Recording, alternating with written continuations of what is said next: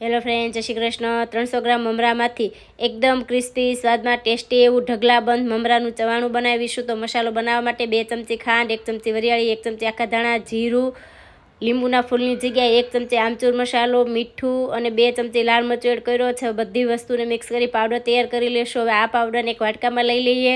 હવે 7 થી 8 આખી મરચી લીધી છે અને 2 ભાગમાં કટ કરી મીઠા લીમડાના પાન પણ લીધા છે।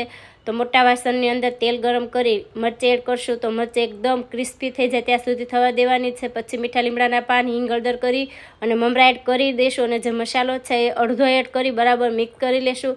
ગેસની ફ્લેમ સ્લો રાખી દેશું। તો હવે મોટા વાસણની અંદર તેલ ગરમ કરવા મૂક્યું છે અને વજનમાં 300 ગ્રામ મેં મકાઈના પૌવા લીધા છે અને થોડા થોડા કરી આ મકાઈના પૌવાને તળી મમરા સાથે એડ કરી લેવાના છે। તો વજનમાં 100 ગ્રામ મેં સિંગદાણા લીધા છે, એને પણ તળી લેવાના છે। બ્રાઉન કલરના થાય ત્યાં સુધી તળી લેશું। તો વજનમાં 200 ગ્રામ મેં ચોખાના પૌવા લીધા છે, એને પણ થોડા થોડા કરી તળી લેવાના છે।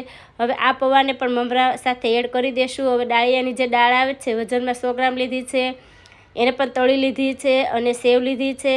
તો જે મસાલો વધ્યો છે એડ કરી બરાબર મિક્સ કરી લેશું। તો એકદમ ક્રિસ્પી એવું સ્વાદમાં બહુ ટેસ્ટી એવું મમરાનું ચવાણું બનીને તૈયાર થયું છે। તો આ ચવાણાના એરટાઇટ બોટલ અંદર ભરીને રાખશો તો 3 મહિના સુધી સારું પણ રહેશે।